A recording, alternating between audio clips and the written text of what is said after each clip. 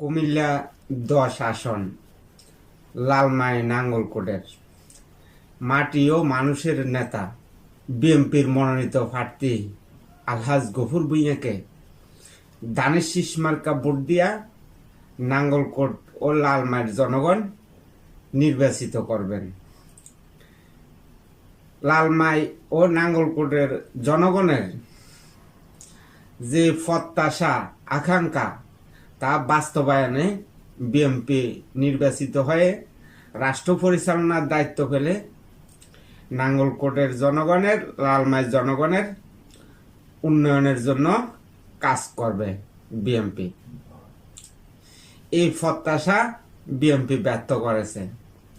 BNP বদ্ধপরিকর। BNP যদি জনগণের ভোটে নির্বাচিত হয়ে রাষ্ট্র পরিচালনার দায়িত্ব পায়, বিএনপির মনোনীত সকল প্রার্থীর এলাকাকে উন্নয়নশীল করে তোলার সেই বদ্ধ পরিকল্পনা হাতে নিয়েছে বিএনপি। মানুষের প্রত্যাশা আকাঙ্ক্ষা বাস্তবায়নে বিএনপি বদ্ধপরিকর। বিএনপি বাংলাদেশের জনগণকে যে প্রতিশ্রুতি দিয়েছে, এই প্রতিশ্রুতি বিএনপি জনগণের ভোটে নির্বাচিত হয়ে রাষ্ট্র পরিচালনার দায়িত্ব পেলে বাংলাদেশের সর্বস্তরের জনগণের যে প্রত্যাশা আকাঙ্ক্ষা তা বাস্তবায়নে বিএনপি কাজ করবে। তো বাংলাদেশের সর্বস্তরের জনগণ টেকনাফ থেকে তেঁতুলিয়া বিএনপির মনোনীত সকল প্রার্থীকে বাংলাদেশের সর্বস্তরের জনগণকে বলবো দানের শীষ মার্কা ভোট দিয়ে নির্বাচিত করবেন। বেশ করে কুমিল্লা 10 আসন নাঙ্গলকোট ও লালমাই বিএনপির মনোনীত প্রার্থী মাটি ও মানুষের নেতা আলহাজ গফুর ভূঁইয়াকে দানের শীষ মার্কা ভোট দিয়া নির্বাচিত করবেন। নাঙ্গলকোট লালমাইয়ের জনগণের প্রত্যাশা আকাঙ্ক্ষা বাস্তবায়নে কাজ করবে বিএনপি।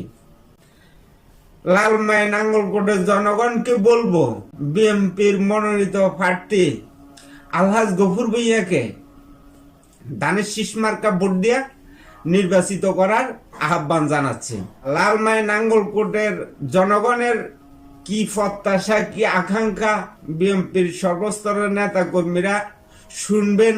আর আমাদের বিএনপির যে 31টা নির্বাচনী ইস্তেহার দেওয়া হয়েছে, এই বিষয়ে নাঙ্গলকোট লালমাইয়ের জনগণকে বলবেন যেন নাঙ্গলকোট লালমাইয়ের জনগণ বিএনপির মনোনীত প্রার্থীকে ভোট দিয়া নির্বাচিত করে।